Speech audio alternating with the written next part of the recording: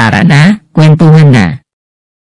Enter the Dragon, ang huling pelikula na natapos ni Bruce Lee noong 1973. Sa dahilang siya ay namayapa ng maaga noong taong ding iyon. Si Bruce Lee ang kauna-unahang cast ng Enter the Dragon na namayapa, at ngayon, pagkalipas ng ilang taon, ay sumunod na rin ang iba pang mga cast ng nasabing martial arts movie. Tara na at tignan natin kung sino-sino yung mga cast ng Enter the Dragon na namayapa na rin pagkatapos ni Bruce Lee.